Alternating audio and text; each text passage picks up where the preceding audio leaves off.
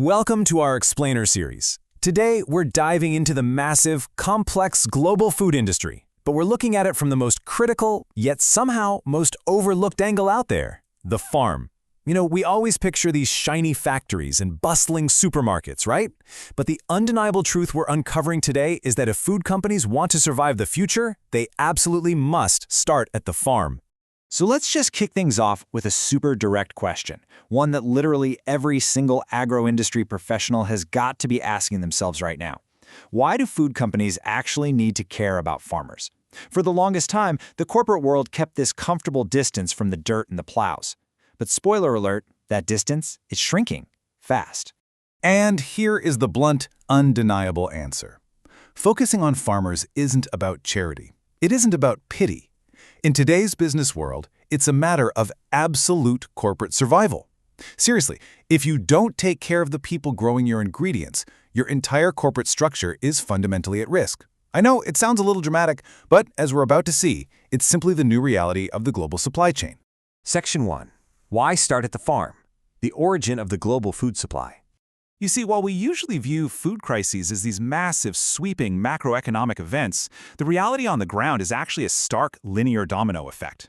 The whole infrastructure, all those factories and retail stores, rests entirely on step 1, the raw materials.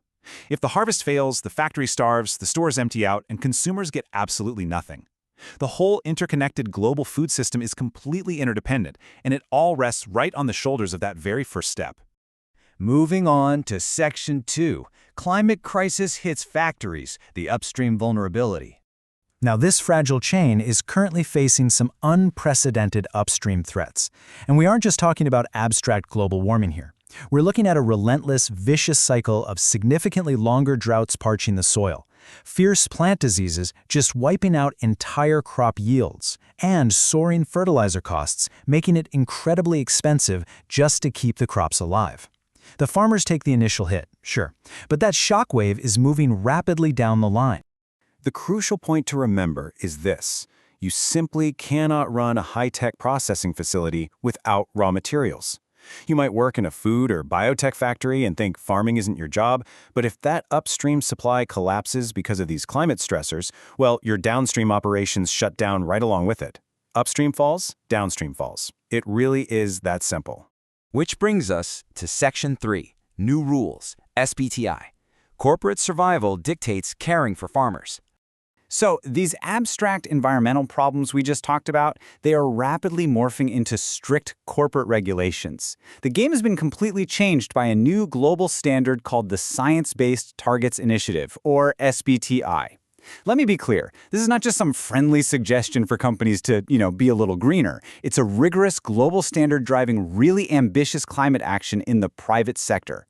It forces companies to set strict science-based emissions reduction targets, totally altering how the agro-industry operates on a daily basis. Here's how it works. The SBTi mandate forces companies to track 3 different scopes of greenhouse gas emissions. Scopes 1 and 2 basically cover the emissions a company directly makes and the energy it buys. But Scope 3?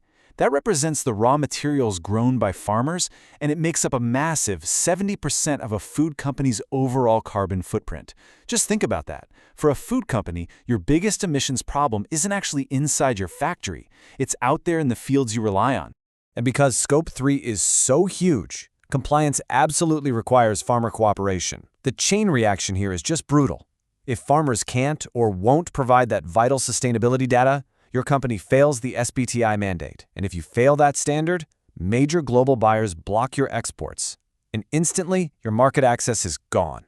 Poof! Corporate auction has to start at the farm, because your ability to sell your product internationally now completely depends on the carbon data of your farmers.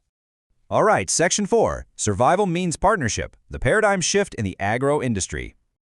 This whole new reality forces a complete reframing of the business mindset. The old view in the industry basically treated farmers as a mere line item on a spreadsheet, right? Just a raw material cost to be squeezed and suppressed for the cheapest possible prices. But climate reality, combined with these strict SBTi standards, dictates a brand new view. Farmers are strategic partners. They're allies that you absolutely have to actively invest in, train, and support. So the ultimate equation here is actually pretty simple. Supporting farmers equals protecting your own company. Upstream is strong, the company is strong. Upstream fails, well, the company fails.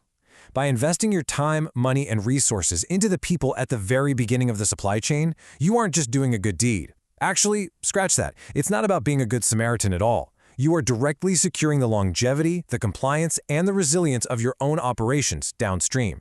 So, we've got a clear picture now of why the farm is absolutely critical to the survival of the modern food industry. But what exactly are the inner mechanics of this SBTi standard we've been talking about? And why is it forcing such immediate, non-negotiable corporate action across the globe right this second? More importantly, how does a food company actually even begin to tackle that massive Scope 3 problem? Think about how your own company would handle this huge shift. Join us next time in our Explainer series as we dive deep into exactly how SBTi works.